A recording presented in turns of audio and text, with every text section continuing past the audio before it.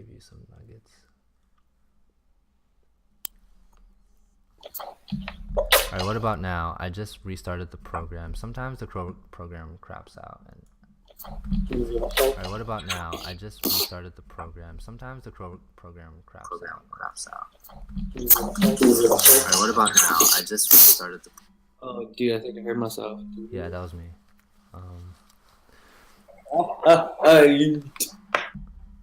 Let's see what it sounds like on here. Did it work? Oh. Sounds like on here. Yeah, I can hear you. Yeah, Sam, yeah, we're good. Technically difficult. Okay.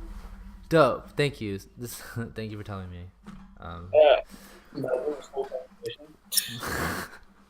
It's okay. As long as I record it, I'll always have the native thing, so that will be solid. Yeah, don't even pretend. You're not even. Tight. Everyone can hear me. Tight. Tight. Okay. All right. I did with y'all. Just kidding. But yeah. I don't know. All right, building the palace, killing it. Yeah, I think so over here in New Hampshire, Portsmouth, New Hampshire, just a backstory so everyone knows. There's a lot of dance studios around here, yes, for sure, but everything's so traditional. But I mean, low-key, not to call the whole world out, but most dance studios are very traditional. I've never been in a dance studio my whole life, and this is my first and last. So, but I think the biggest thing is LA beats in New Hampshire is so abnormal when it comes to like the way we approach things, and I don't know. I think we're just different. I mean, we can't. Yeah. Y'all are different for sure. Right. We have regular classes, we have ballet, we have all that, the kids' classes, but it's just different. Which, to be honest, I know we're different, but I really don't know how we're different. Maybe because we accept the industry more. You said accept? Yeah. Is that weird?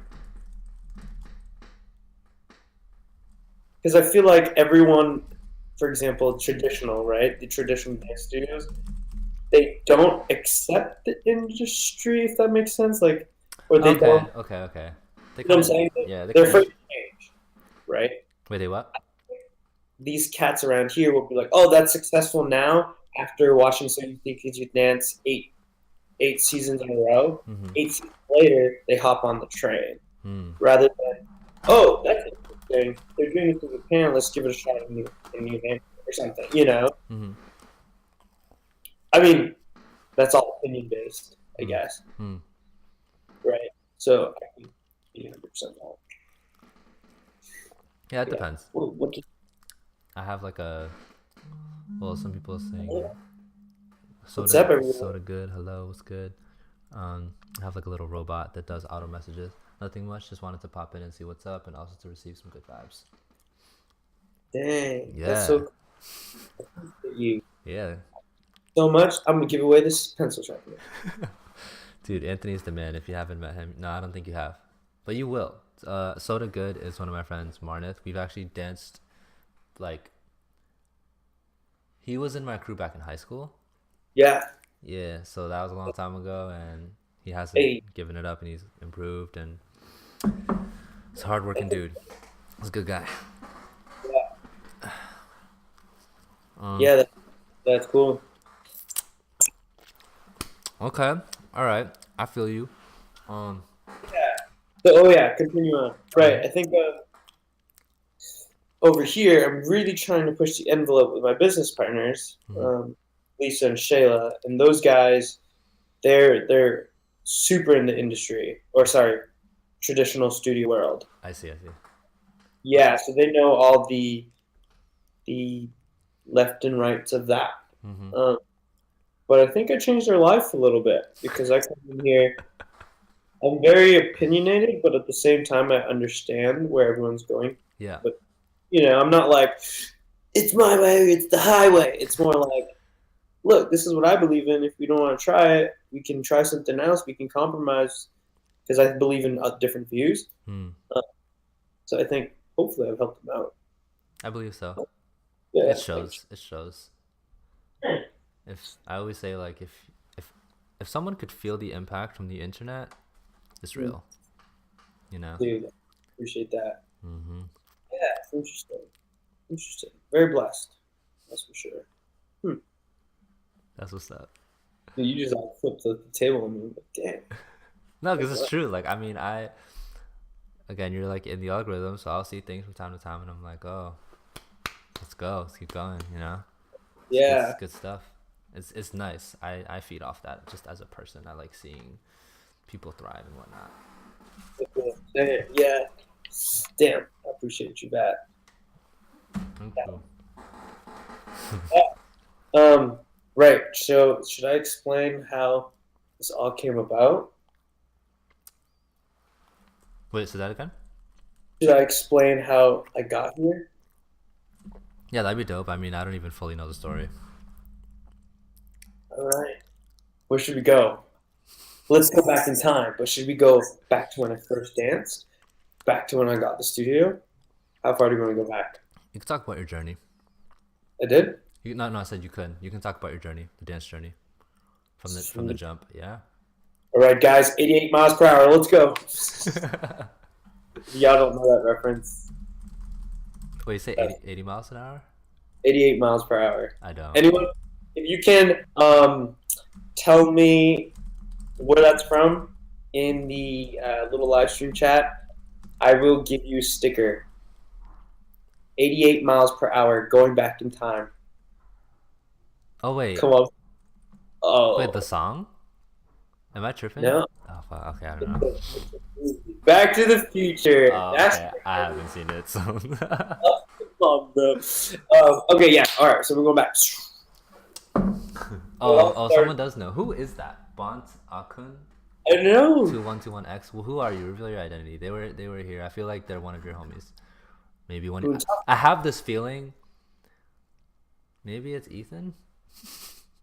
Bounphakhom is actually my arch rival because it's my last name spelled different. Yeah. Low key though, right? Is that Okay, funny? see, he said nope, so I don't know who it is. Who is it? I'm a ninja. Is it Jaquan? Oh, maybe. Is he a ninja? It is Jaquan. Oh! God! Anyways, yeah, right. Okay, here we go. So dance was kind of a nice turning point in my life for sure. Mm-hmm. I accidentally fell in love with dance, which is funny. Same. Right. But it's always been there too. But I didn't realize it. I was blind, right? I see. Yeah, like as a kid, I was that crazy kid that does cartwheels and stuff, headstands and things like that, pretending he was a Dragon Ball Z character. But stuff like that. Yeah, I think Ethan just hit me up. He goes, I knew it was Back to the Future, but the Mystery Man beat me. Shout out, Ethan. Yeah, so anyways, it was a good like, oh, I actually do love this. So anyways, I've always had dance in my life, but didn't really know it or that type of art, I guess, right? Started in 7th grade. There was this girl, right? She was fine. And I was like, girl, I have a crush on you since 2nd grade. And I was like, she's hella fine. And then I was in 7th grade, and now home stuff started happening. And these cats were like dance battling in a circle, and they were doing like, you're a jerk, all those type of moves, you know what I'm saying? Yeah. I remember being like, I know nothing, but I could body them. That's what I felt, right? Yeah. And then I looked over and I see that girl. She's just like in awe. She's like, and I'm literally like, bro, that could be me right now. So then after that homecoming, I remember just going on YouTube, looking up things like breakdance tutorials. So I got to breaking stuff. And then America's Best Dance Crew and things like that. I was like watching all that, and just inspiration kept going. So I kept learning all these moves. Like, bro, I'm gonna impress that girl, and she gonna like me for sure. So after learning, I was like, okay, now it's time learning all these moves and just very mediocre, but like I don't want to say mediocre, very hobby-like. You know how when you get into a hobby, you just get this like obsession real quick. Yeah. Low-key, when you watch a Netflix show, you don't want to put it down. Yep. Until it's like over. So I had that, and then was like, okay, let's go, and then boom, the next homecoming happened. Didn't ask her anything. I just remember going, I'm going there, own this place. I'm ready to go. My friend, like Peter, one of my best friends, was like cheered me on. We go in. I remember hitting like nasty windmills, and I don't mean nasty as in like really dope. I mean nasty as in it was awful. And I was like dance bound, just like flopping. I probably was like lights everywhere, you know. Yeah. And then I realized, I mean, she cheered me on. She was all hype and stuff. But then I realized, I was like, damn, screw this girl. Dance is dope. Yeah. So, and then after that, it just became a constant. And I remember just grinding and really pushing the movement. And then I kind of was just like, bro, I kind of want to take this like a little more serious. So then I started, I mean, America's Best Dance Crew started that huge let's make a crew trend. You know what I'm saying? So that's exactly what I did, was make tons of trends. And then eventually I created a group with my good friend, Eddie. I don't know if you know Hassan. Yeah. Like Karate, shout out those guys, which are now Aimless Focus, but I'll talk about that later. But they were dancers too. So we started this group called Simple City. So Simple City was a thing. And we were training with Mike's cousin, who was in UNH. If you don't know what UNH is, it's University of New Hampshire, which is really close around this area. So we would sneak in, because we didn't sneak into the UNH dance studios, because we didn't have the luxury of dance studios. There was no hip-hop class. There was no auditions for hip-hop kids. It was just dance, like ballet, jazz, and all that stuff, you know? And I remember being like, damn, like we broke in, like I'm maybe not broke in, but we did sneak in through a window that someone from the college told us about. And we would always go in there and practice. And then at first it was at a gym where we paid like $15 every time. Yeah. And we're just broke potatoes. Yeah. And we're like, dude, like we can't afford this. You know? So we were like, all right, let's break in. And then we would actually sneak into that place. Anyways, so we finally get into UNH, and that's when, like, I remember stepping into the studio, and it was just like, dreams were about to happen. That's exactly, and then that moment when I said, okay, dreams are about to happen, it kind of gave me hope that this stuff can be real, or this hobby can be a career type thing, because, I mean, ever since middle school, everyone's breeded to think about that, you know. So little things like this kept applying, like the battle, and then all of a sudden the dance studio. Then my boy Misha was just like, yo, there's this thing called UNH Best Dance Crew. And I thought this was like serious, because I'm like, I think I was in, fast forward, sophomore year. That was when I think so. Yeah, so sophomore year, what is that, 16, 15? 15. Yeah, so I'm like 15, and we're like, oh, snap, UNH Best Dance Crew? Oh my gosh, that's basically America's Best Dance Crew. It's right next to that. So we're like, hell yeah. So we made the set, and we won it. But funny thing, little sidetrack, we actually didn't finish the dance. So the dance didn't finish, and we still won. So being in New Hampshire, the land of the deers, we thought we were so freaking good, bro. We were like, oh, yeah, we're so good, bro. We don't even need to finish our set. Yeah. And that gave me motivation to keep going as well. So I was like, hell yeah, we on top, bro. Then I guess things started to flip around when I was kind of like, or doubt became louder than, I guess, passion. Was when we first got caught by the cops and got kicked out of UNH dance studio. Yeah, so I remember being like, well, damn, we got to go back to the gym then. And we did. We went back to the gym, but things weren't the same, obviously. Mm-hmm. I mean, the crew was always the same. We would try our best. So, again, I'm just like super fast forwarding, by the way. Yeah. And then after, like, okay, that's a little discouraging, but let's still grind.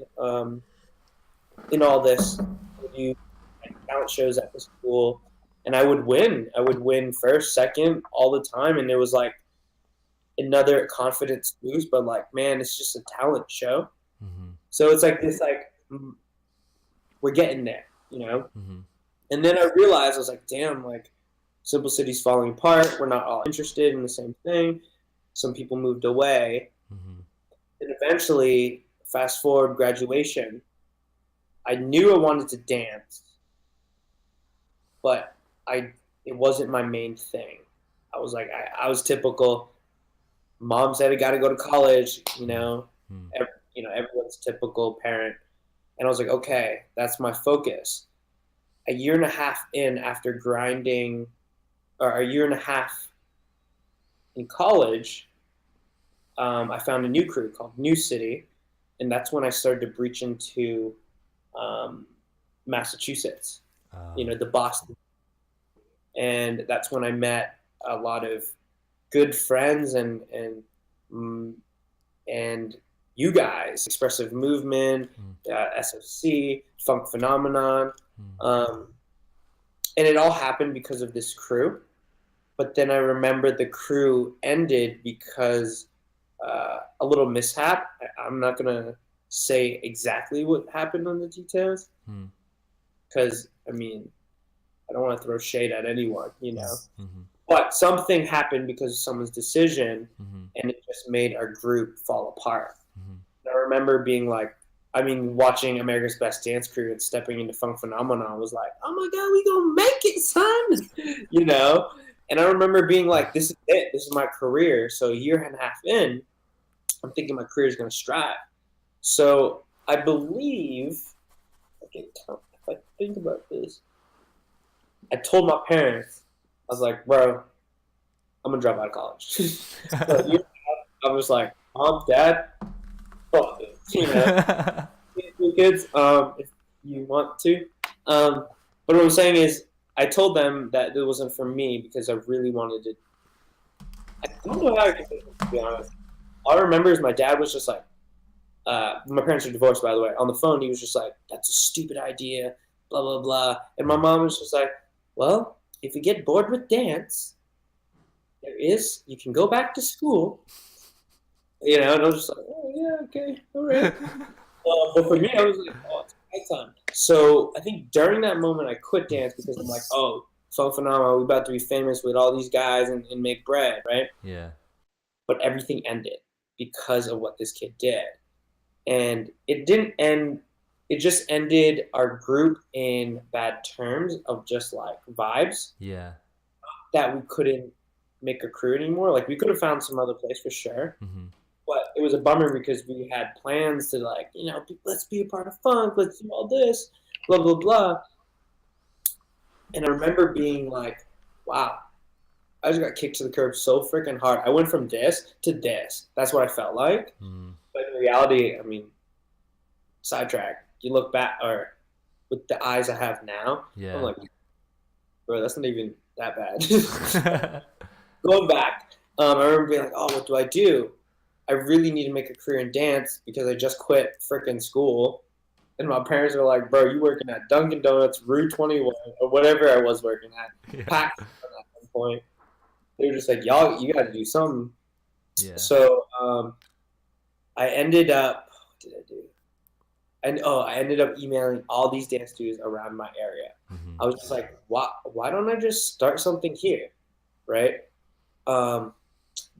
I forgot a sidetrack. I forgot one little piece, which is very important to me. Let me say this. Before I quit school, I was like, I need to learn how to teach. So I created an opportunity for myself. Mm-hmm. I went back to the rec center in Newmarket, and this is where I met Ethan, actually. Oh. My first students. So I had 3 Whoa. first students of mine. So anyways, going back to before I quit college, I created an opportunity myself. I wanted to teach. I wanted to learn how to get better, and I wanted to be one of those dope ass choreographers. I wanted like, yo, you see East or whatever, Will the Beast and all these industry cats. Yeah. So I was like, I am about to travel, so I went to the rec center. I was like, hey, I want to teach here. I want you to pay me. And they all said yes. But again, I went into teaching with the wrong mindset. Yeah. Like, yo, I'm about to make bread. I want you to learn my schnikey schneik. And all these kids were like, okay. Their parents felt for it, and I taught these 3 kids. And I was like, man, I only got 3 kids. I should be getting 20 kids. You know, that's how I felt. Because, I mean, so ignorant, right? Yeah. And then I think in the middle of this, I realized how much I cared about these 3 kids. So I fell in love with an accident.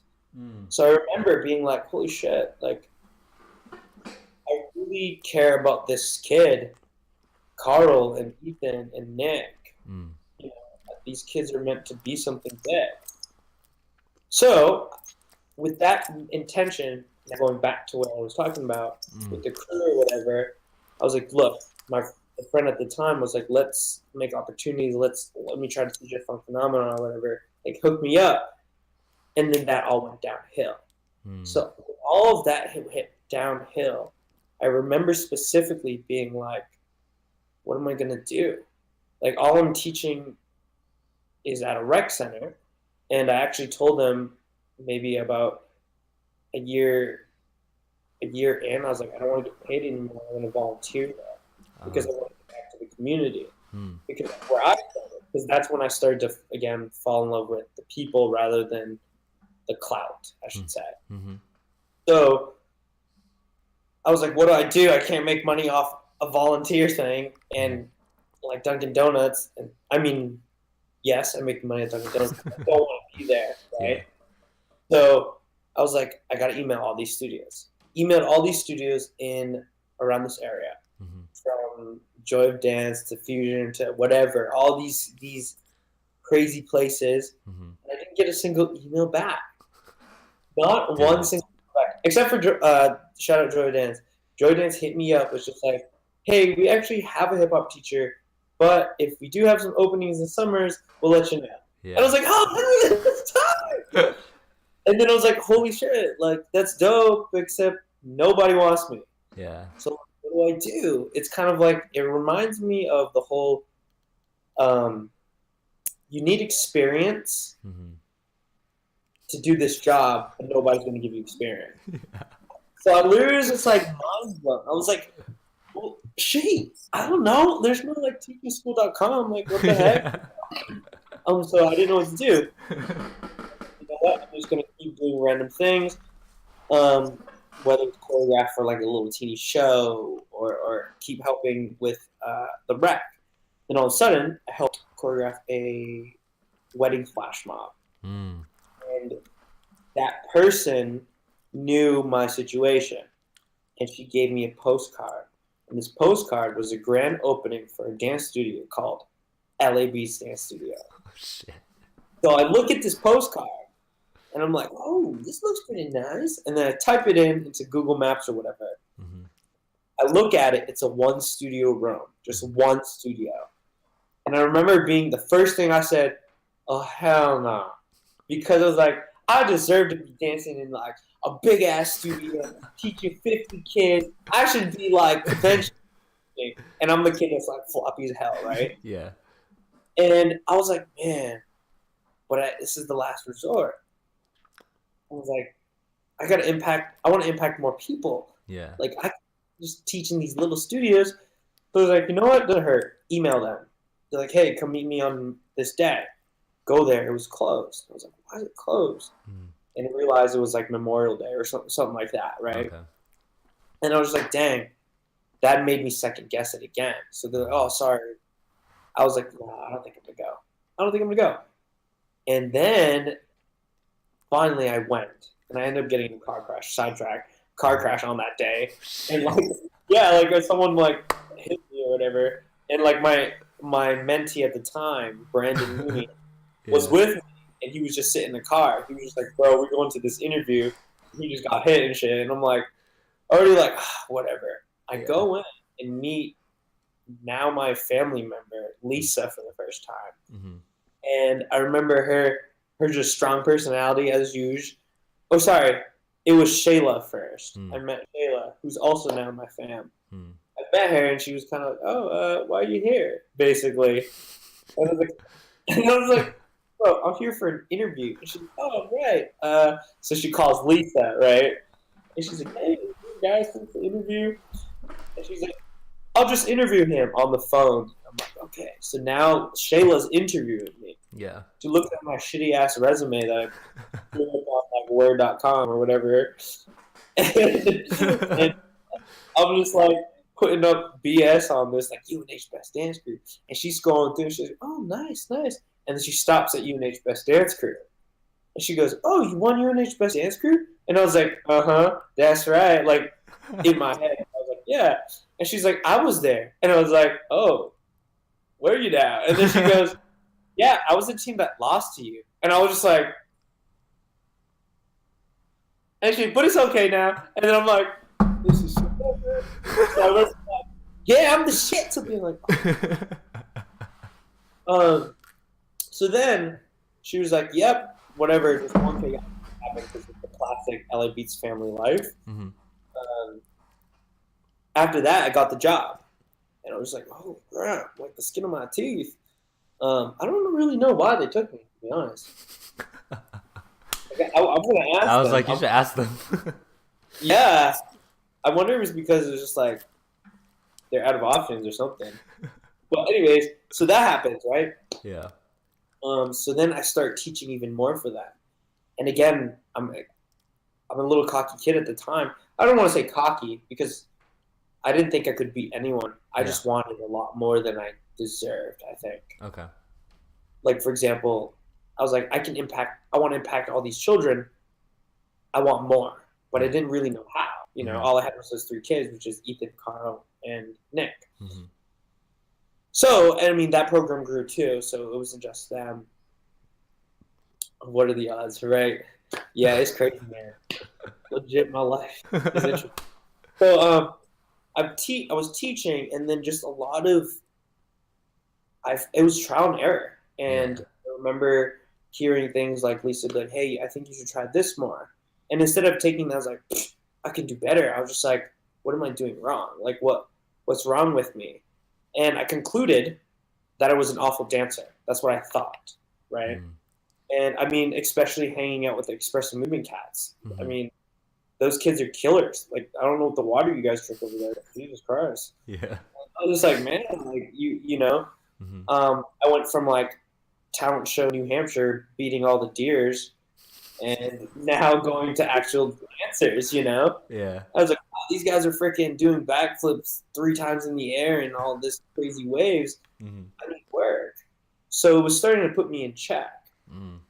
And then it made me realize. So it made me realize that I had a lot to learn. So then I was hungry. And then I started to eat more. And eat as in like, what can I do better? But what can I do? What can I do? What can I do that they're doing but better? So I was like, okay, I have to train in this way more. And then a lot of it was foundation. So I was just like, I have to research the shit out of foundation. So I would literally pull back. I remember looking up what the elementary school VHS, like, it was like this drug addiction thing. I remember as a kid, like, don't do drugs. And Mr. Wiggles was on it. You know? I remember trying to find that tape, and then I started researching. I started reading books. I remember just being like, oh, wow, this is how hip-hop started? So I started to understand the foundation of everything. But this was all through the internet. Shout out, internet. Thank you. But it was kind of nerve-wracking because it wasn't what's really hard about the hip-hop industry. There isn't anything concrete. You know, I could throw something on Wikipedia and say, yo, the shoot is a hip-hop foundation. You know what I'm saying? And then I got nervous, like, how am I going to back this up? Then, as years went by, of taking classes and studying through LA Beats, I realized, I was like, wow, everything, the people that are successful are saying the same things. And it started to confirm. And what's really cool is then I started to understand my teaching style and telling people, like, for example, like Ethan and all them, like, look, like, this is what I have to offer. I'm not here to make you mine. Mm-hmm. I'm not here to make you, yo, you're Anthony's pet. You're part of LA Beats Forever. You're a dreamer or whatever. Mm-hmm.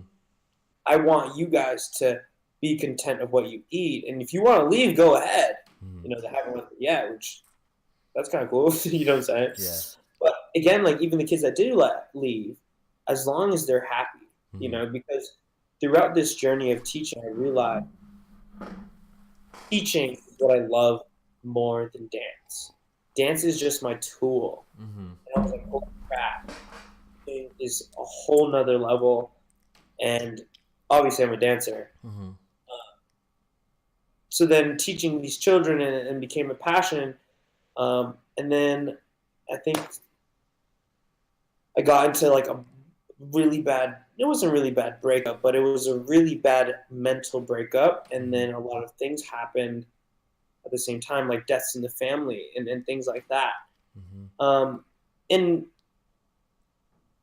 I remember hitting rock bottom and being like, wow, I avoided a lot of problems in my past life with people. Mm-hmm. So it was kind of like I also used teaching to avoid everything.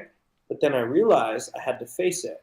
So something changed last year. So it's very recent. Mm-hmm. And last year, I remember grinding my ass off and being changed.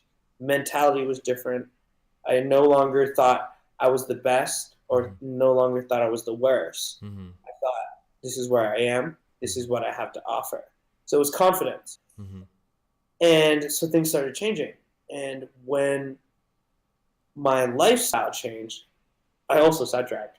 I also was sleeping on the floor for 8 years too. So I finally got a bed, which is kind of dope. So that's another like little thing that was like, yo, like life has changed, right? So backtrack. Mm-hmm. So I changed just lifestyle, everything completely, the way I think, the way I eat.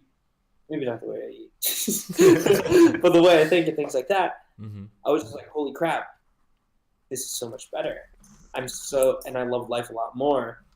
Then a year later or whatever, my beautiful fam, my second fam, Lisa Shayla, offered me an ownership. They said, hey, we want you to be part owner. I also think it's because other people are hitting me up too. They're like, wow, you're making loud noises. We want you to come teach. Mm-hmm. So they were just like, maybe we should lock them in. But they were fans and they wanted me to eat too, you know, because I was always the first one here, last one out. Mm-hmm. You know? And then they gave me part owner. And now I'm sitting here with like the universe at my fingertips. It's crazy. Like I do so many projects and nothing gets, not that it ever got stopped, but there is no, oh, we can't do that.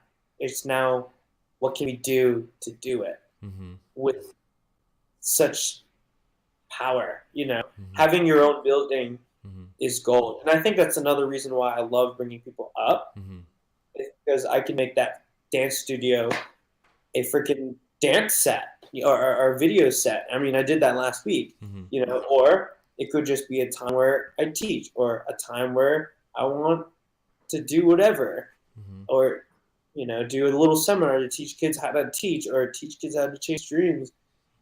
So it's now I've realized how grateful I am that I have nothing to be sad about. And I think this, now talking to my current life, I think this is where it gets me confused sometimes because I love everything so much. I don't know. And obviously it's natural to be sad. So I think I feel sad sometimes, but I don't know why. So it becomes numb. And it's not that I'm happy or sad and not like it's going to ruin me. It's just I'm so grateful. It's like, bro, like the kid next to me has it a lot worse. Why am I tripping? You know? So I'm like, I don't even care, like, anymore, you know?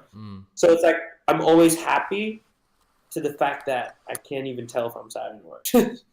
But that being said, it's really pushed me as a human to understand the depth of just emotions.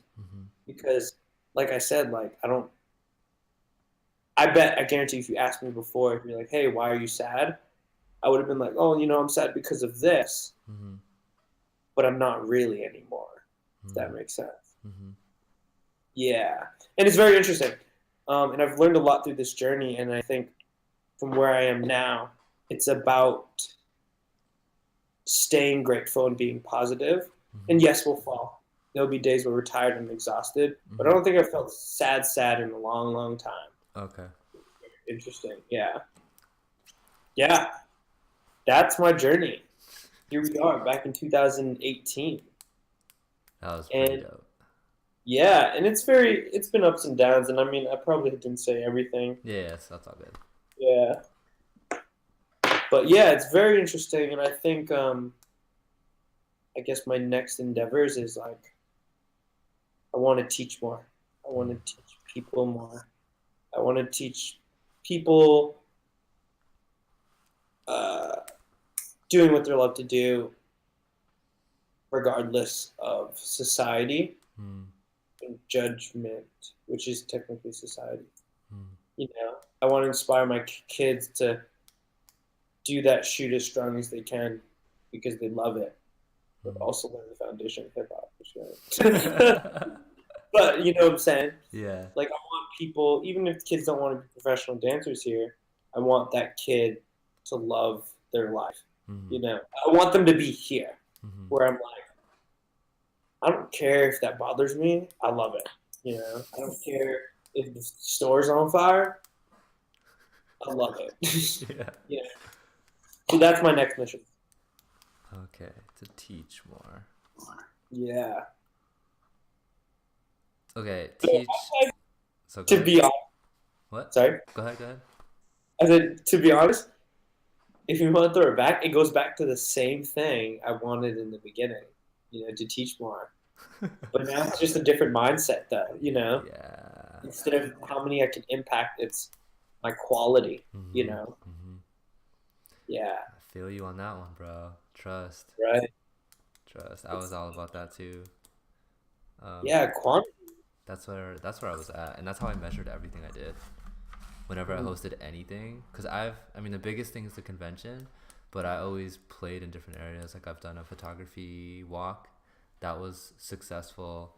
I've done a hike, like group hikes, and that was like, all of it was under, I was experimenting with like yoga, meditation, having people lead hikes if they knew what they were doing, photography, people, and I was cultivating that, and I was testing a lot.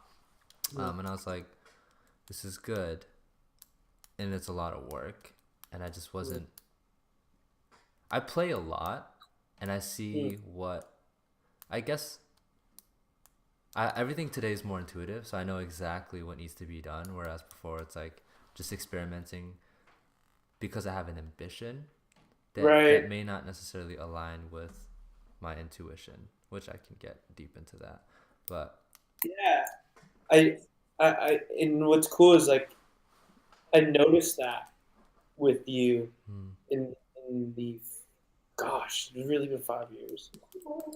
5 years since we've known each other. Has it really been 5 years? Well, I was 19 when I met you. I'm 24 now. You're 24? I'm 25. It's been 5 years. That's half a decade, guys. That's third. Yeah. Damn. Anyways, I did notice that because, well, I mean, I remember conversations like, I want to take a step back from this and this and this. Yeah. And really this. And I think, though, that is so natural as what was the word you said? Ambition. Ambition, intuition, stuff. Yeah, because yes, in grand theory of things, we do want a lot, but we realize it's no longer short-term success; it's long-term success. So we want all these people. Like in the beginning, I feel like, I mean, this is me, but maybe you can relate too. Mm, You just wanted a bunch. You wanted a lot of things going, of course. but then you realize like it could be better, Mm-hmm. and it could last longer. Mm-hmm. So instead, you take that time, which is this long-term goal or to long-term success. Mm-hmm. We apply not on one thing, but on a certain thing, Mm-hmm. right? A Mm-hmm. certain mindset or whatever, and you see it become stronger and unique Mm-hmm. rather than like everyone else and a lot of people, Mm-hmm. right? Yeah. Do you feel on that? Mm-hmm.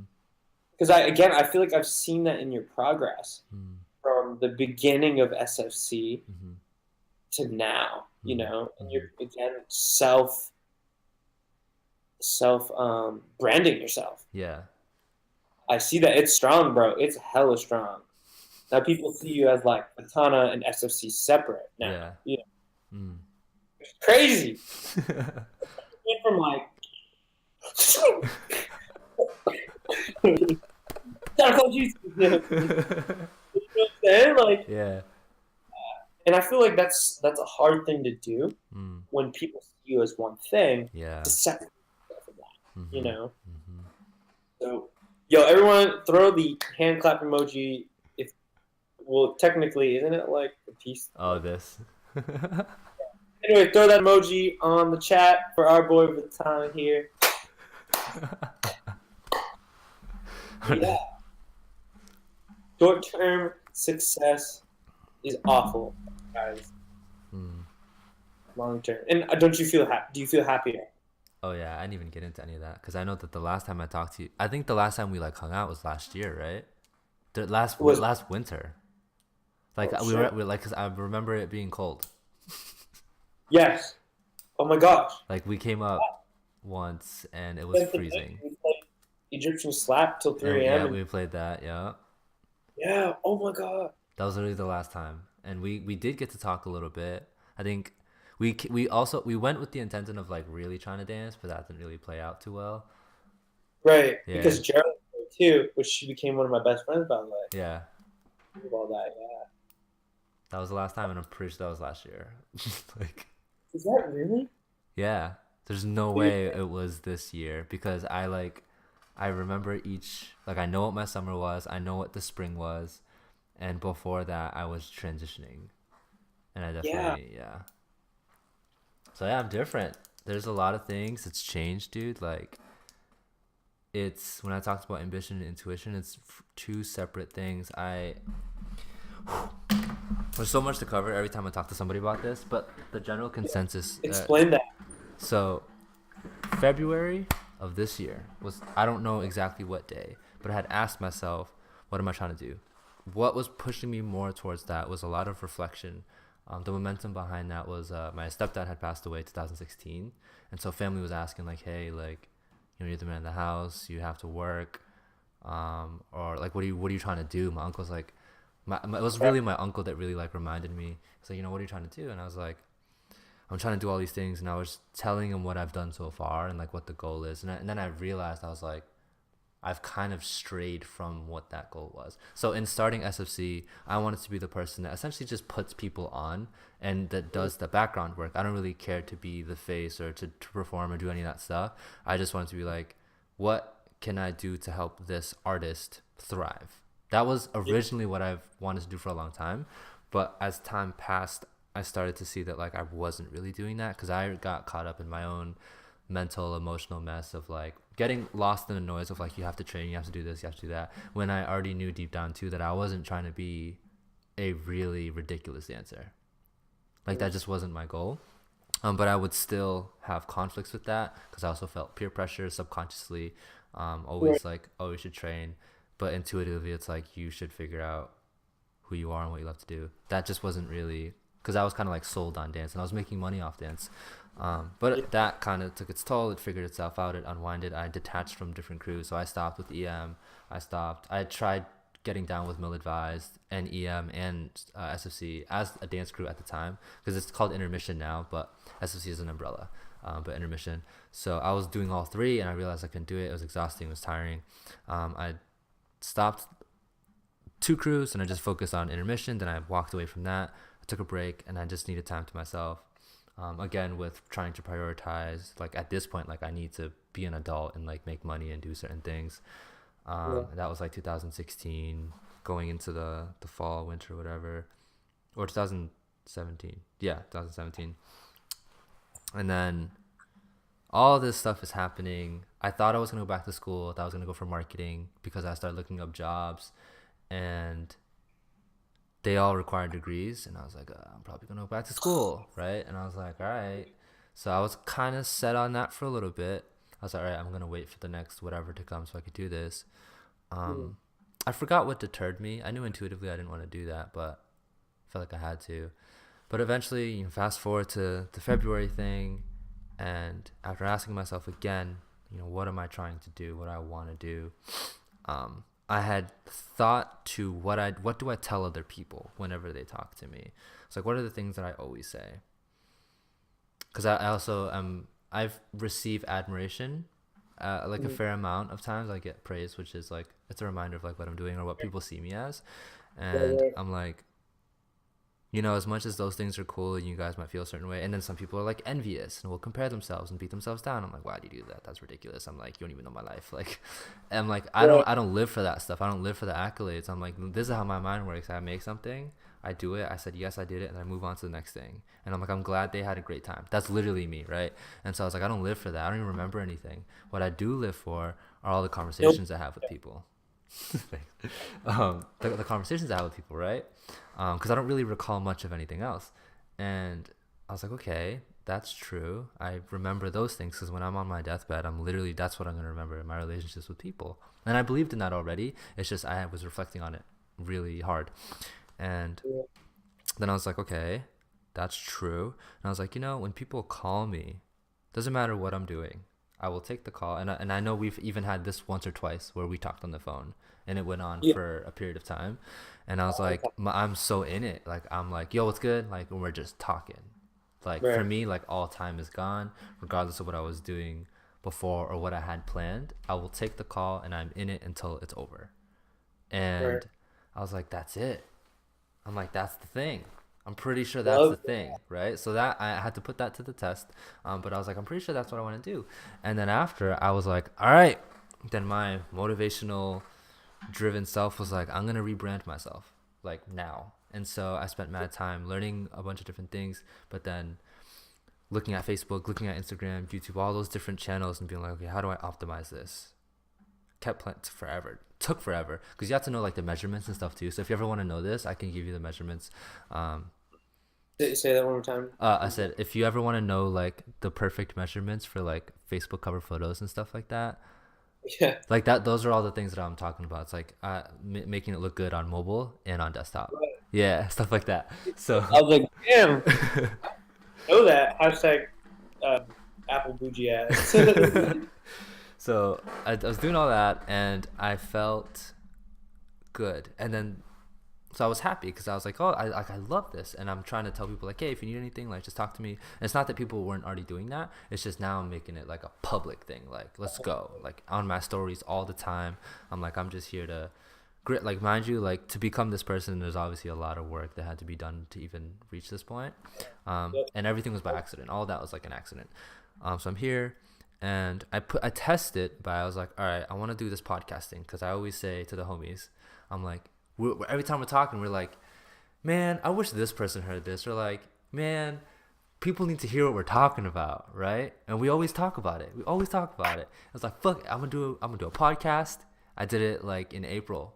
I was like, people are gonna know, right? So I have like right now 6 podcasts out, and then this concept also was birthed in my head. I didn't have at least I didn't feel like I had enough credibility to do this yet where it made sense, because I'm like, oh, if you want my time, you want to talk to me, you got to book a slot, whatever, right? And I was like, well, what if no one signs up for anything, because it's too early. So I waited until September to start this whole live stream series. Yeah, gotta be patient.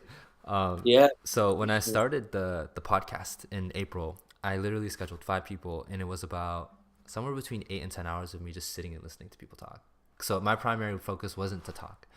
It was to get their story and to really dive deep. And it was still new. I wasn't sure what I was doing, from everything from the tech stuff to format. I had zero idea of format. I didn't even know how to upload a podcast. None of that stuff. I just had the mics ready and we're recording. I'm like, at least that's done. And then I could figure the stuff out later. But when I sat through it and I finished, and I was like, that was great. Like, I know I love this. This is a fantastic time. I didn't even realize that much time passed, you know? So I was like, this is it. So I wanted to make sure that what I felt in February was true. And a lot of things clicked for me mentally, emotionally, and spiritually. And yeah, I was gonna say, what's interesting, it confirmed a theory of mine. Oh, okay. When I say, hey, what do you love to do? People immediately think about the action, of the tool rather than the message. Because, no, for example, you're a great example. You didn't know, I mean, you had an idea of what your message was, right? Let's just mad general, let's just say help people, right? Yeah. And you've used so many different tools, like dance, the meditation thing. When someone asks, "Hey, what do you want to do?" What do you want to do? They'll say those tools. Yeah. But then the message. Do you know what I'm saying? Yeah. What's cool is the people that are happier understand that. Understand their message. Maybe not entirely, but more than the average Joe. Make sense? Yeah, I do. Because what's interesting is your conversation in February with your uncle made you realize that it was the message you were falling in love with, or being aware. You know? So that's really cool that you're saying all this. Because it just was like, oh my gosh, like, it's not the fact that he loves dance.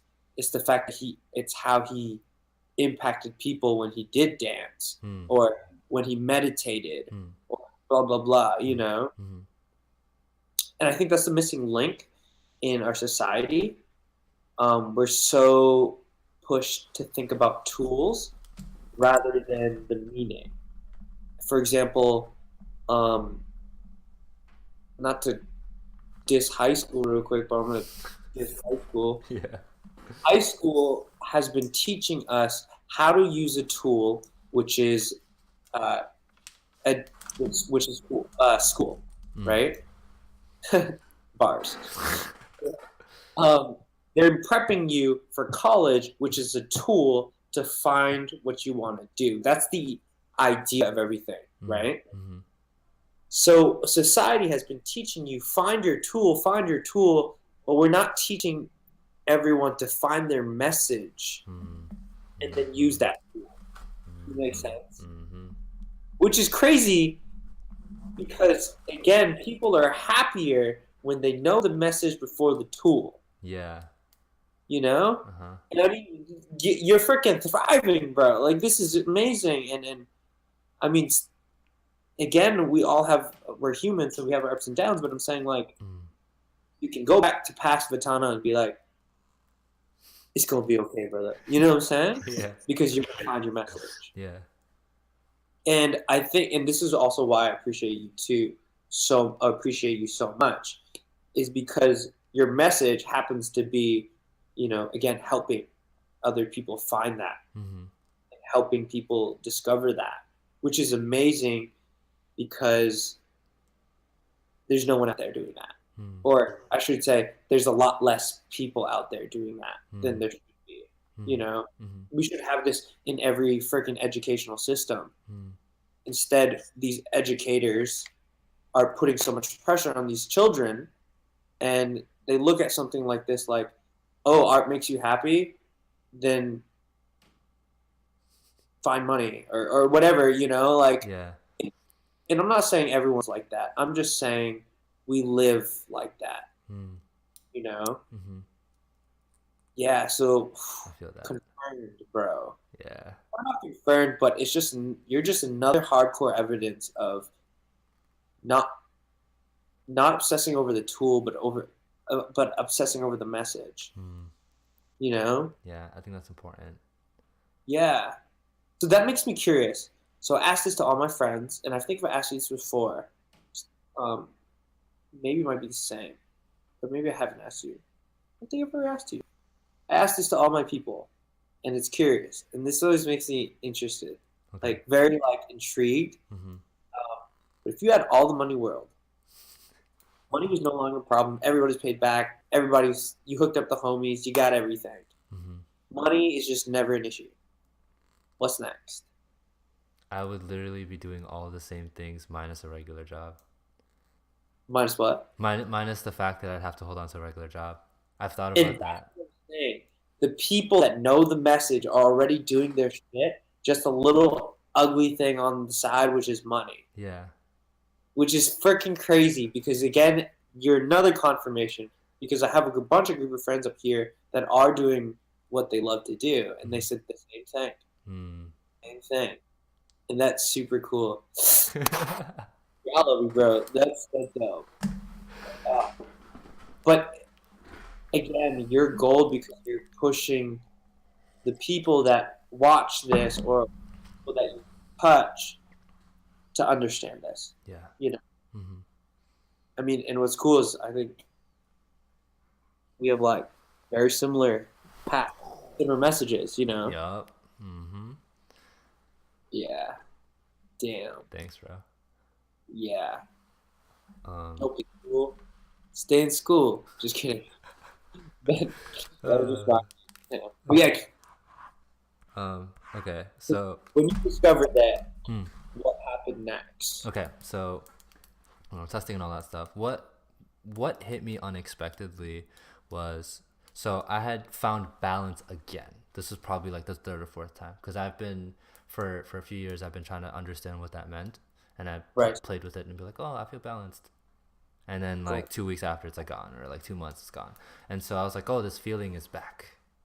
The difference Yeah. is that now that it's almost January, the same feeling is still here. So I feel really good. And I was like, well, what was it? And so the trend has just been letting go and letting go and letting go, Mm, because I learn stuff about myself and I start to have more time. I don't have an obligation to other people. Zero, right? Not to anyone in my family and to none of my friends, no crews, nothing. Besides the fact that I gotta eat and I work. Other than that, um, there's no obligation. And so that freed up a lot of space in my mind. I let go mhm. of any pressures I put on myself or I felt like I was getting from other people and stuff. So again, walking away from my own crew. Mm, I used to have this weird feeling with EM. It's not a bad thing. I can get into that maybe another time. Um, all this stuff that was just in my head that I had to let go. I had to let go of my image. I had to let go of so much, and that was like a gradual process of things. Like how do you how do you walk away from a crew that, like, I've been in a crew my whole life, like from my whole life as I'm like 16 years old to 25, and then right. to walk like, and I've always been a leader of one, to then being like, I'm not doing this and I don't know if I'll ever come back. Like Right. it's left to you now, even though I had a vision for it, and that takes a lot. And I had learned, I'll get into that after. The last thing that I let go of that actually reminded me, or it was like the last peace thing, was I was like, some people will bail on you. That's just Mm, life, right? And that was one of the things that would always tick me off. And I remember that happening again in February, and I was like, why am I upset? And I started to understand where my values were, and I was like, I believe in, time is valuable. It is, obviously. And when I right. felt like someone didn't respect it, they were disrespecting me and my time, and I was like, that's not cool and that's fucked up. Is that kind of true? And true, yeah. But when you have empathy and you start to accidentally develop patience and you really really try so hard to figure out what it means to love yourself, Mm, those feelings come in the way instead and show you like, hey, you've probably bailed on people too, or you've sucked ass when it comes to text or answering things. And it's like, right. it just happens, dude. It's a part of life, and it doesn't matter if they're like, it doesn't matter what kind of person they are, because for me, I would even like categorize. I'm like, oh well, like, see, this person is like famous and they tour, and then this person has like a dream job, and it's like this person's none of those things and they're in school, or like, it doesn't matter what kind of person. When I schedule, like, it's all fallen off, like, with every single person, and I'm just like, that's just kind of how it is. And I respect it, I understand it, and I started developing, like, I'm like, I need to let go of these expectations. That's what's killing me. And I'm gonna make, if I make plans, I don't want to hold any bitterness if it fails or doesn't work out. I just have to move. Like, there's always things to do, and I need to learn how to pivot quick. And so at that moment, literally, I was just like, okay, that's what needs to change. And I felt different after that. And then when another future plan came up and someone canceled, and then I was like, oh, like, what's up? What happened? And they're like, oh, I'm sorry. I was leading a program or something. And I was like, okay, right? Like an hour, like, they didn't answer anything before and during the time we were supposed to hang out. An hour after, nothing. And I was assuming, like, all right, whatever. You know, you could be bitter about it or wait around or whatever. And then I just decided, like, okay, so she's busy and she's obviously we're just not going to hang out. I shouldn't say it, but it's clear that that's not going to happen. And I don't hold anything against them. And I was like, oh, that was a true test to see if that belief of not having expectations and all those things are true. And it was. And so I was like, okay, cool, great. I'm glad I feel this way, and this is fantastic. So that was the final unlock. And that brought me a lot of patience, so much patience. I've always had patience, but the amount of patience I have is ridiculous. A lot of empathy and understanding people, knowing my place and understanding that even though I know a lot and I'm wise, time and friendships have showed me that I don't know everything. And that even if that I don't know a lot or everything or a lot of things, or I'm not as good as I think. And it's not that I suck, because my advice is fantastic, like, it's great, but people who have went against that, whether it was for a long time, like years, or just like a choice, making a decision, they grew to become people that were like better and like more efficient and like people that I still love. And I'm like, and you literally went against what I said. Yeah, right. So it taught me that, like, I have to learn how to respect that, and that's the truth. And it's like, I'm not gonna get upset about that, and I shouldn't. In the past, dude, like, if you like, this is how this worked. I was selective with who I spent my time with and who I shared or gave anything to, because if I was like, I'm gonna give you this nugget, please go do great things. And if I didn't see that, I was like, what a waste of my time, you know? Right. Today is not like that anymore. Yeah, that's so true. And I feel like the whole letting go thing. You have to let go of a lot of things. Yeah, and it's like, I love how you said it made you rethink of what you valued. Yeah. If you were content with nothing, or with just no expectations or whatever, you're just excited for that very moment, and nothing happens, and you're still the same. You're going to be a lot happier than the kid that does the vice versa. You know, your life is going to be so much more precious because you're enjoying it, because of letting go. And I think that is huge. And what's so weird is literally that's what I had to understand last year, you know, when things started turning around, or 2 years ago now, or whatever it was.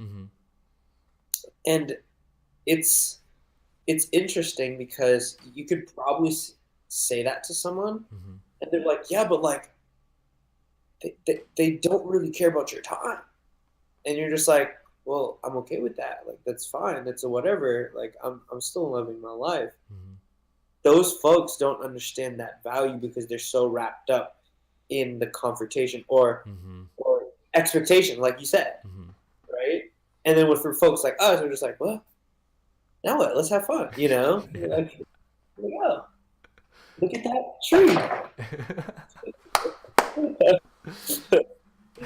But yeah, that's interesting. And what's funny is I can see that so much. And your patience level is so true, ridiculous. Yeah, like, I mean, even I fall into that trap sometimes. But I think that really helped me when you said that, because, you know, like, students will do that to you. That Yeah. reminds me of that mentees. Mm-hmm. But it's just like, bro, like we always got to remember, maybe you're not the last stepping stone of them being woke. Maybe Mm-hmm. you're the first stepping stone. Mm-hmm. You know, Mm-hmm. and there's like 10 more. Mm-hmm. And as long as we can understand that and appreciate that, I think we're gonna be like, you know, Yeah. yeah. Low key, that reminds me of your story that you posted. If y'all don't follow me on Instagram, you should really do that. I remember watching the little avatar thing you last. Oh yeah. Yo, I was like, holy shit, this is so. I was like, low key, I was pooping in front of us. I was like, damn, knowledge right now. In the bathroom, like, damn, this is so dope. But so true. Mm. So where did you learn that? I'm curious. Did you learn that from trial and error? Did you learn that from a mentor? Did you learn that from cartoons? The no expectation thing, or Yeah, yeah. Like um where did you learn that? Because that's advanced thinking. You I know? had heard about that somewhere a long time ago, and I adopted it, and then I started to forget about it. So I Yes. wasn't practicing it enough, or I was so in a certain zone that the that kind of disruptive energy wasn't really in my space. So when I was re-exposed to it, I was like, fuck. It's kind of like Yeah. forgetting, right? So after I had experienced that for one last time, I started pushing it and saying it a lot, because I understand that repetition is important to grow. And if you want it to be a part of who you are, you have to repeat it. And my story is, as much as it's for other people, it's for me. I need to Right. remember these things. It's yeah. And so I just take stuff and I reverse engineer. And what I always have, I've learned so much, dude, that like it connects everything. Like all of it's like connected into so many different experiences. But I always say like, okay, if you're dealing with something and it sucks and you're suffering, I'm like, just do the opposite. It's very simple. You just look at the other side and you go that way. That's So it. yeah. So how do you maintain the balance? So here's a challenge question of the day. Yeah. Um, I mean, Yeah. I'll get there. Yeah. Go I'm ahead. curious. No, okay. Um, how would you handle the mental or maintaining folks looking at you? So let's just talk about plans real quick, right? Plans? Okay. Okay, let's talk about. You don't want obviously people to be like, "Oh, Vatana, like we can push him in the back burner all the time," Mm. right? Yeah. How Yeah. do you maintain the balance of still being, "Hey, I'm importante," but I'm still chill. The fact that you ditched me, Yeah. but still you should value. You should try to make it if you plan something with me. Yeah. How do you maintain? I'm trying to figure out a good word for it. Maintain the public Image. image of respect. Respect. Okay. These are not all good words, Okay. but you get what I'm trying to say here. Like, I guess I'm thinking teacher, right? How do you maintain, for you in particular, Yeah. Atana, maintain the respect of as the teacher figure? I'm talking about student now. I switched Yeah. to Yeah. team. Yeah. Yeah. But also acknowledging that you're okay if they don't learn from you. Like that balance of I want you to try to eat for me, but it's okay if you don't understand me. Hmm. That's it. Okay. How do you Okay. authority figure or So the first and most powerful thing, I was gonna go back to some things: passion, purpose. So the biggest thing was in February. My intuition is on point. So I recognized internally. Okay, I always used to say like a mantra, uh, always pushing myself out of my comfort zone. We need to grow. We gotta grow. We gotta do things we suck at. Dance, a huge influence on that dance community. So that was my way, right? And that's all I did. And then I stopped doing that, and I was like, you know what? I don't want to do that. And so that feeling that came, that maybe anxiousness or fear, which is not a terrible thing to have, but I was like, oh, now that I'm moving intuitively and I'm starting to understand this voice, this feels so much more authentic to me. This feels good. I know yeah, what I'm doing. When you're fully like aligned with your intuition, dude, it's like Yeah. you're it's over. You may not see exactly where you're going, but you trust the process and you trust every single step, and you know that even if things don't work out immediately, like things work out over time. When we talk about that long term stuff, it just feels right. And so because I trust my character and everything feels correct, and I'm always trying to grow and all this kind of stuff. I just Life has showed me through my relationships with people and what I've been able to do with people's lives. Like when I tell you, like I'm like at a level now. I've been really aggressive with like people's families.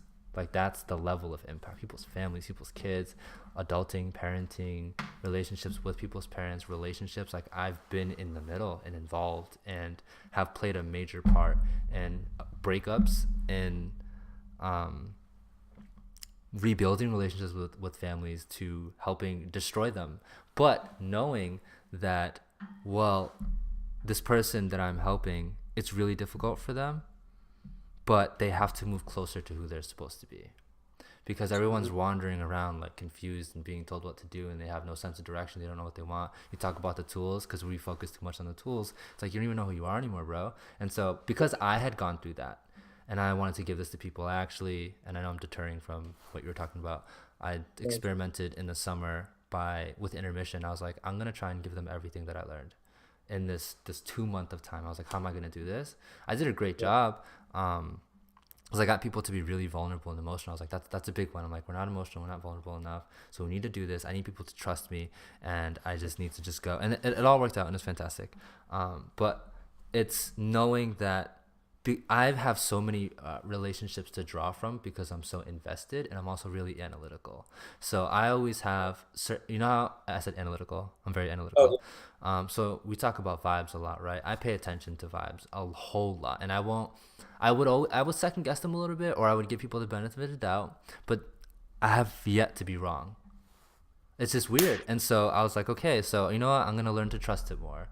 I will take that shot in the dark and be like, no, I'm going to trust it, because time has showed me that all the couples that I believed weren't supposed to be together all broke up. Every single one, right? So that was another one. Certain friendships, groups, people dropping out of school, people leaving certain jobs, all that stuff. I was like, I was right on every single one. Took you 7 years, but I was right. So I'm like, okay, that's what I mean by like time has showed me. So the length has been able to give me what I felt was true, but I'm not going to be like, I don't think you should be with them because X, Y, and Z. It's clear to me when certain energies should not be together. It's so obvious, but like, who the hell am I? You know what I mean? But when I'm around someone who is in a unhealthy relationship or whatever is going on in their life, and they start to understand how things should work for themselves, they start going back to their life and being like, what do I need to change? You know? And then they feel better about it. They're like an emotional roller coaster, but they know that they're happier. I'm like, oh, you're finally learning how to live for yourself, because most people don't know how to do that.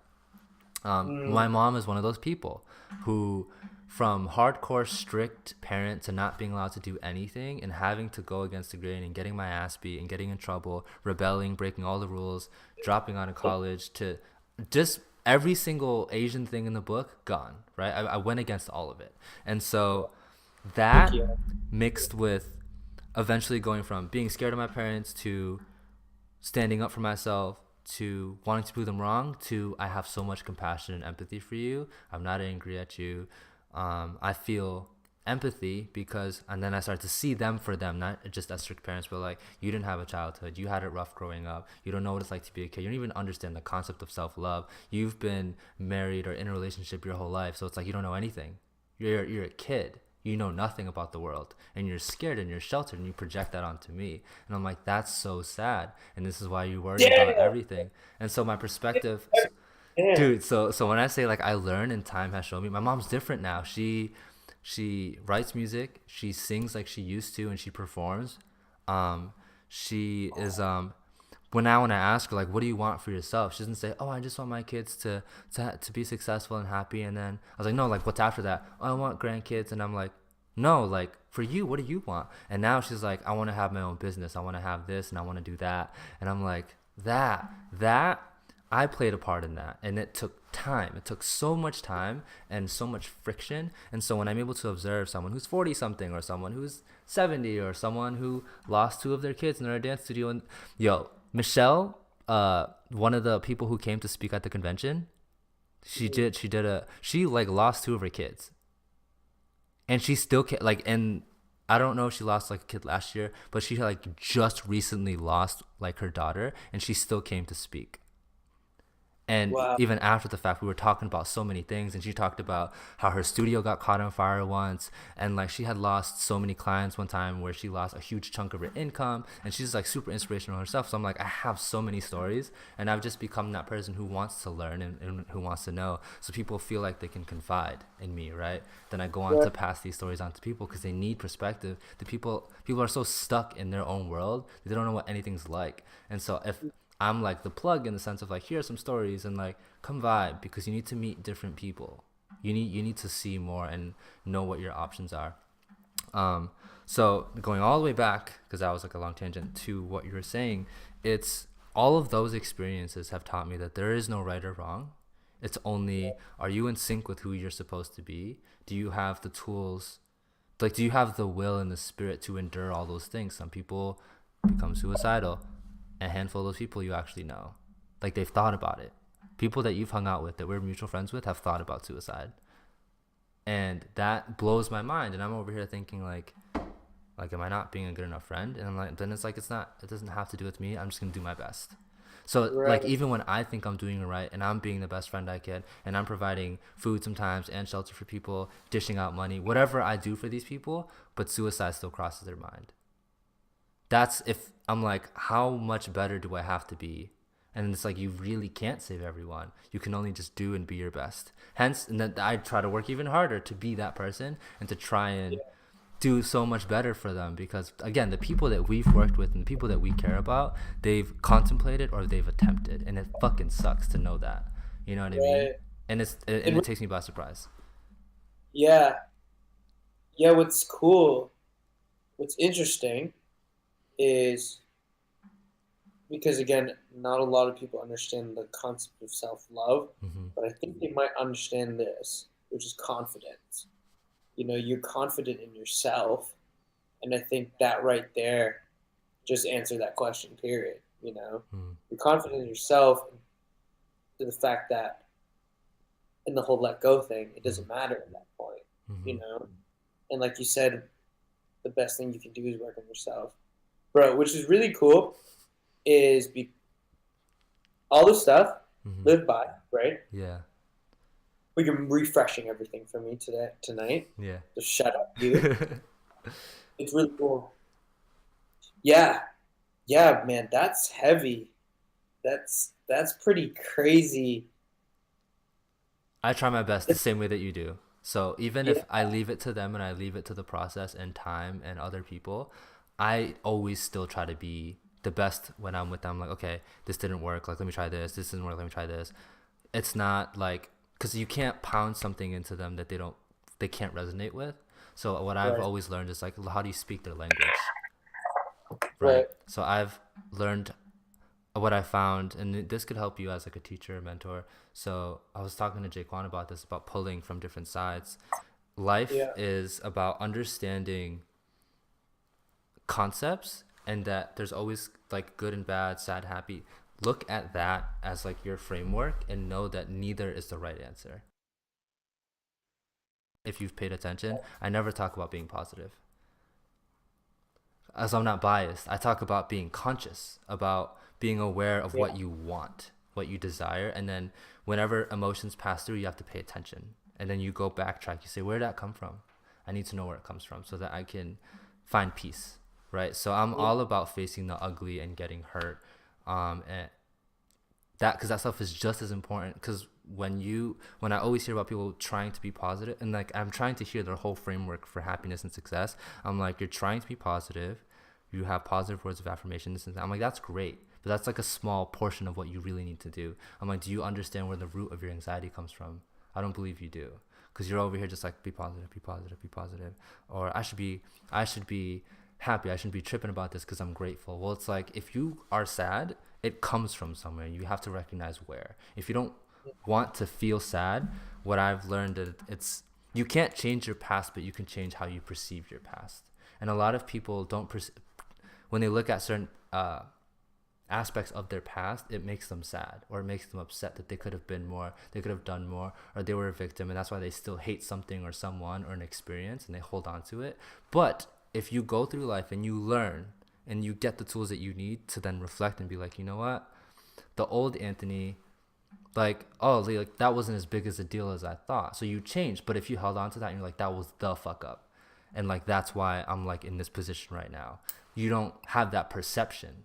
So how you perceive memories is extremely important to helping people get to where they need to get to. And so you start to learn where the random feelings come from, because everything isn't that random.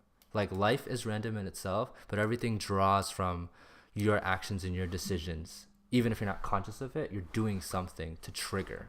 And so I pay so much attention to myself and to other people all the time. So that's why like food has become such an important element. So you can't discount the fact that food is information, environment is information, movement is information, sleep is information. That's why I'm so heavy on that, because I'm like, oh, well, I have conditions and I have this and I have that. I'm like, those are all excuses and you don't know anything about it. So I'm going to go learn about why these things happen. It was an accident, but I learned that, oh, okay, so this is why these things happen. So even with myself, I was like, oh, I feel lonely. This time I was like, why do I feel lonely? Usually I feel really full. I was like, well, let's see, I ate like shit. I didn't get enough sleep. And I'm in this, I don't feel good here in the gut. When the gut health feels low, you have lower frequency thoughts. And so you're like, oh, okay, well, it's showing me that, okay, I am lonely. I got to learn how to address that. But the other thing is that it's the food and it's the environment, it's the sleep. I'm not getting the things that I need to feel optimal and to feel fantastic. Because when you feel good, your mind doesn't go there. So you start to learn and observe. And so every piece counts. So I've been really good since February. I've been really peaceful, happy. If I can't get a message to someone, I have to learn how to speak their language. That's been like my biggest thing. Like, you kind of like that, say again.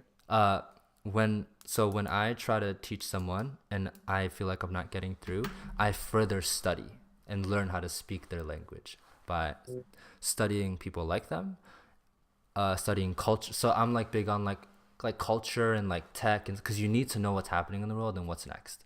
So like all that stuff in the trends, or what's the culture of Instagram, what's the culture of Snapchat, like what's popping, like what's good. If you can relate to them, that's like the biggest thing. You need to be able to understand them, and not judging people. When you can do that, people feel much safer coming to you. So I'm always the friend that people they would say, hey, this is what's happening with me right now, and it's a secret. Don't tell this person. Even though me and this person, like the other person, we're both friends. Like all three of us are friends. But why did they choose to come to me instead of that person?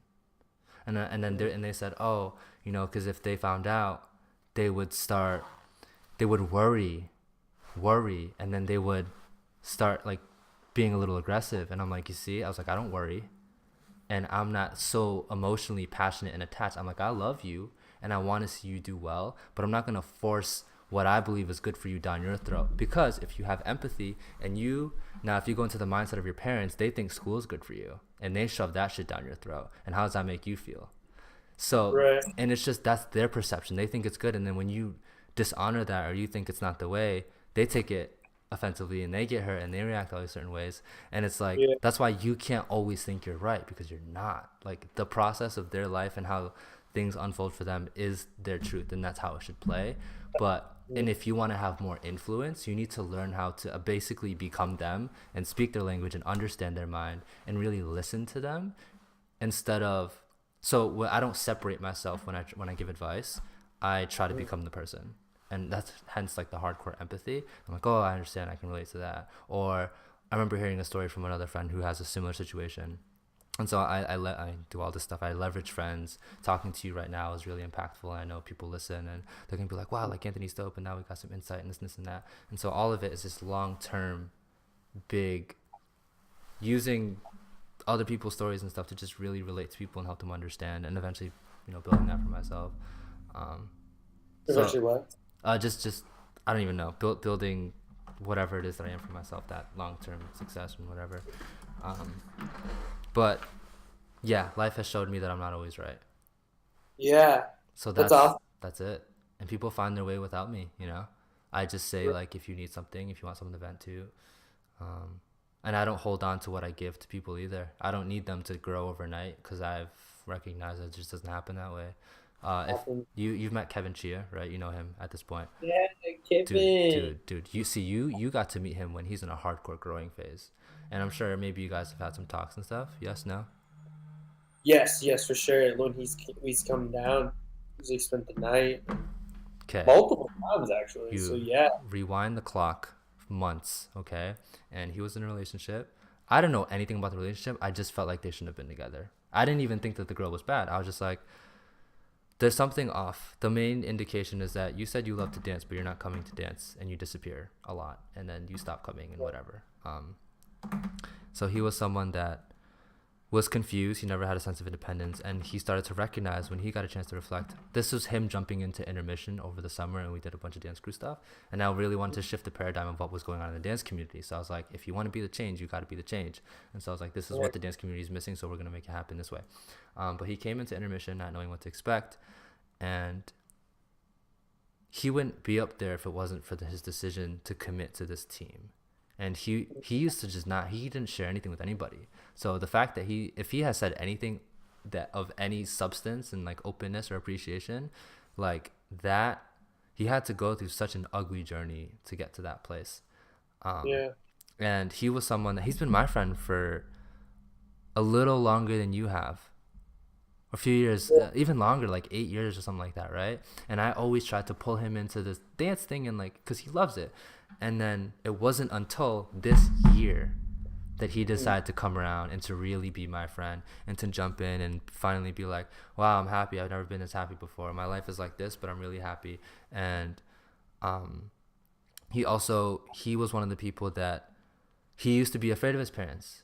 Then he started feeling empathy because he understood that they were both living in fear, and he loves them. And he dude, he came over to my house one day and he was asking for advice. He was super down in the dumps. My mom was there, and he was saying like, I'm so scared of my parents. I don't know how to talk to them and whatever, saying all these things. He's like, I don't even feel like a son. I just feel like a number to them, or like they only ask me for bills. They never open their mouth for anything else. So he basically his whole life, like, zero self-esteem, overthinks everything, self-conscious, feels like a complete failure. I'm 28, I still don't have my life together. Don't you think that's terrible? All this stuff. And it's like, and I just let yeah, go of such a beautiful woman. Everything just comes crashing down, right? To coming over, talking to me and my mom the next day, and I was like, here's like a game plan. I was like, take your time. Like, here's your game plan. This is what I think you should do when you talk to your parents or you talk to your sister, whatever. Then literally the next day he calls me. He's like, yo, guess what? And I was like, what's good? And then he's like, I just told my parents I love them. And I was like, yo, that was really fast. And he doesn't talk to them. So he has a relationship with them now. He has a relationship with his sister. He's working on all his flaws. He's working on his health. And it's like, why wasn't he doing that before? And it's like, but he also caught me at the right time as a friend. I'm like, I'm in a great place, and you caught me when I'm in, like, I'm killing it. when I can help, When yeah, I'm very capable of helping and being a great friend to you. Like, so it's like, that's why you kind of just, when you, because it's just, that's just how it is. But in order to put it more in your favor, where you want more people to eat off you, it's just about being relatable. You have the energy, you can entertain, you're passionate when you speak, and like, it's all there. It's the biggest thing is like, if you can put your personal emotions to the side when it comes to people making mistakes and stuff, yeah, that's a big one, because they get that for themselves. They feel shitty already, or they might get shit from their parents. So like, I applaud mistakes. I'm like, fuck yeah, you go fuck up, hell yeah. Like, yeah, they need to know that's okay, and these things and whatever. And how you prove that you're dope as fuck is just you handle your stuff. You keep thriving in your area. And I always say, leverage your friends. People don't do this enough. Like, leverage the shit out of your friends. And this, I don't like, people don't do it. Like, I just look around, and I didn't come into this game being like, this is a great marketing strategy. I just feel like there was some, I don't know what it was, but like, once I really found my people, like, I just want other people to know, because people don't have great friends or circles or families, and I'm like, I want people to be a part of that. I had that realization when I was in EM season 2. So if when you leverage your friends, you're literally opening up your world to to what the kind of people you're around, because you're doing your thing and you have like your thing, but like the extended friends and that whole thing gives people hope and wants people to come around more. It builds us up all, you know. But when you can leverage your friends, it makes a huge difference on everything that you do, from your personal success financially and as a human being, to if people can't relate to you, they'll relate to your friend, like that kind of stuff. Like, oh, like There, yeah.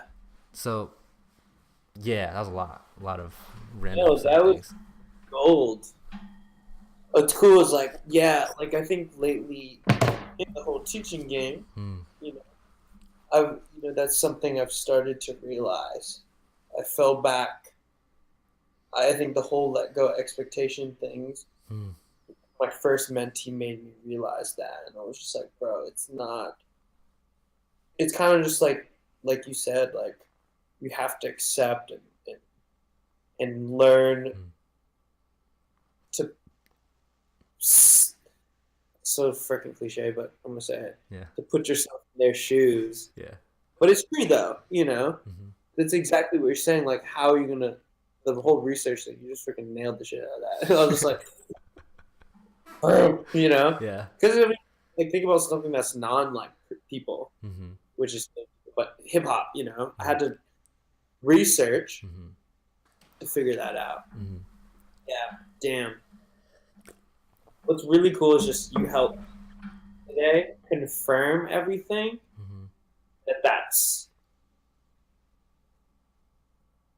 that yourself is the right path. You know, like, there is no such thing as like follow this guideline. It's hearing this, you know, and I think that's gold.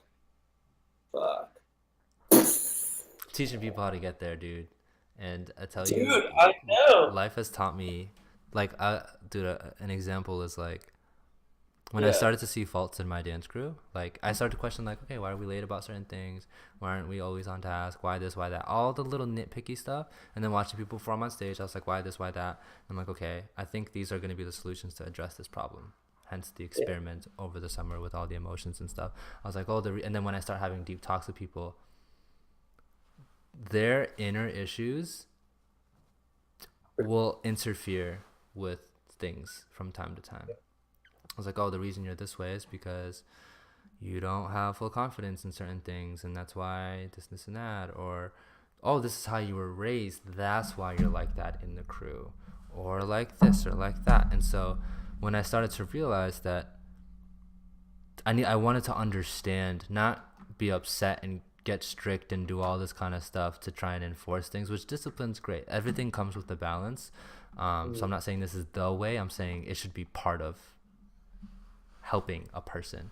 It's, you can't, like, I can't be like, all right, let's start a crew and then get people hyped and get them motivated because I can do that. You can do that. We can get people excited about anything. But the thing is, that shit doesn't last. So you have to know intuitively, like, what are you trying to do, bro? Like, are you going to be in this group? Like, why do you want to be in this group? Like, is it to escape? Like, the real talks of, like, you trying to escape something? Are you trying to get girls? Are you trying to get validation? Do you want to make money? Is this just a hobby? Do you only see yourself doing this for 5 years or for like 20 or for like 20? Like, I need to know where you stand in here. Like, you can't lie about that, because then you're wasting your own time. And I don't want to put false expectations on you and then figure out, oh, that's why he couldn't pull through, because he's not as passionate about this project or whatever. Like, you have to know people's intent. So when we talk about, you talked about tools, and we talked about not mission, was it mission? Meaning, message. So our message, I just say purpose. People need to know what their purposes are. If they don't, then they can have time to figure it out.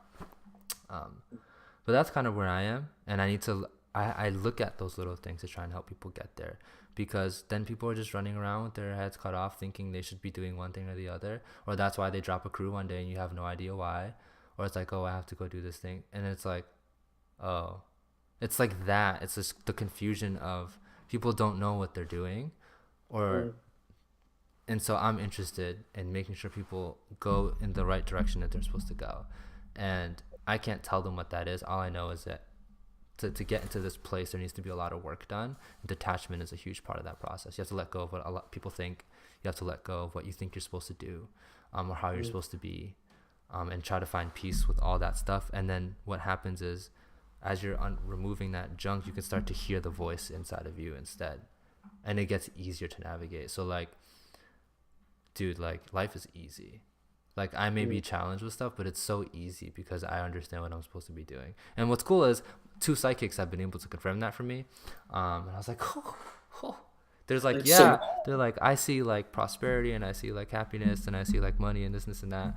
And I was like, I sense no hardship. I'm like, you're on a beautiful bike, you're on a journey. And I'm like, I don't sense hardship either because it's here. It's the mental sanity and the peace, dude, is like super real. And I'm like, I didn't know this was a real place and I want to teach people how to get there.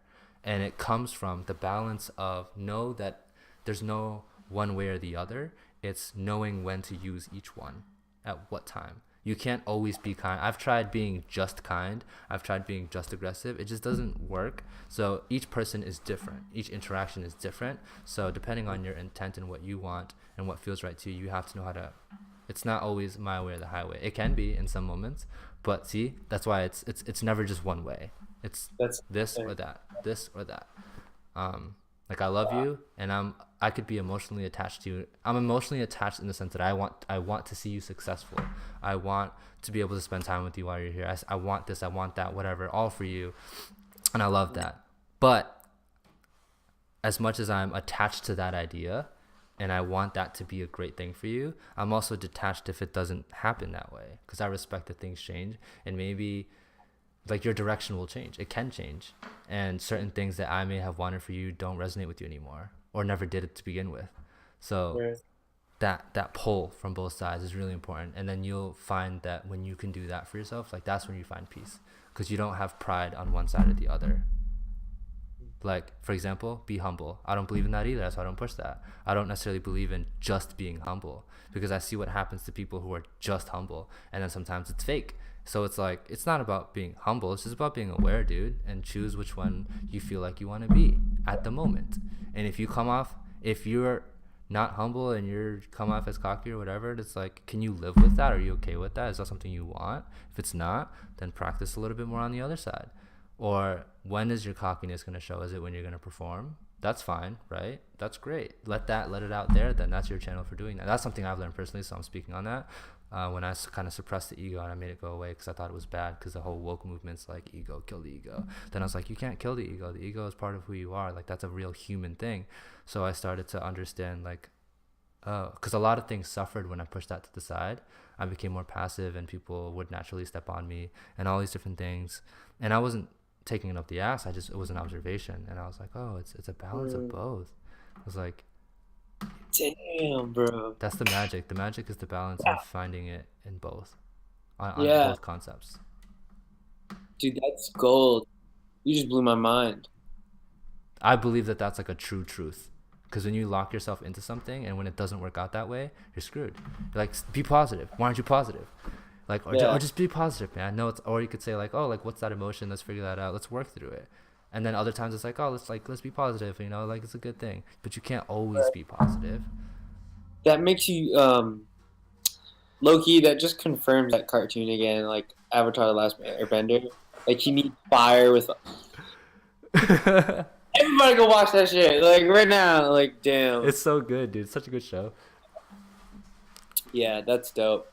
I appreciate you. Thank you for this. I appreciate you, bro. I said this to Sean earlier. You're one of the people that for the longest time, like, you're just, remember we talked about superheroes, the Avengers? Yeah. Yeah, you're just someone that sticks in my mind as like, and same goes for Jaquan. Like Jaquan, you, Sean, they're very specific people that stick in the back of my, y'all are like something in the back of my head all the time.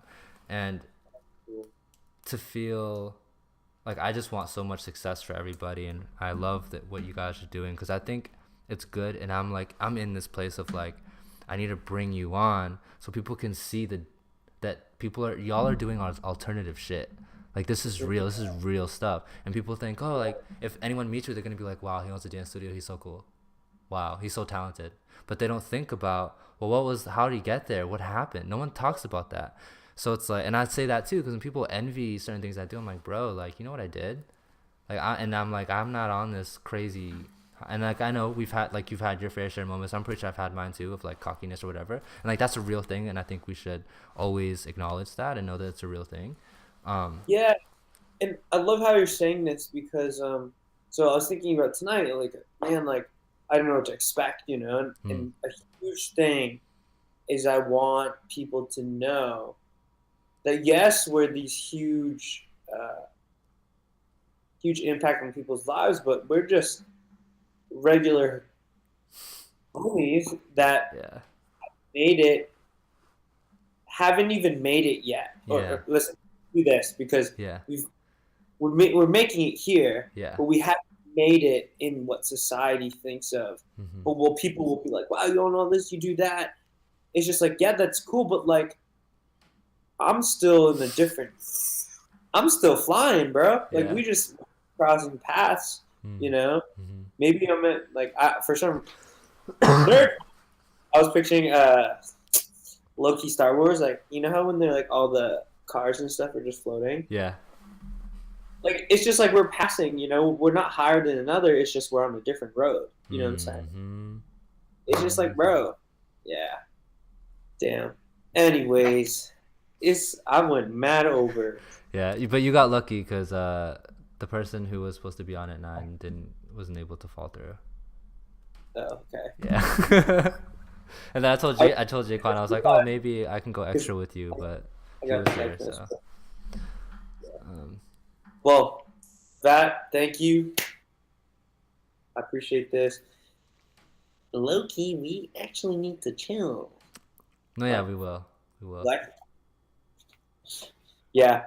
Um, I love this. Let's do something again, my friend. Yeah, Did this, for sure. dude.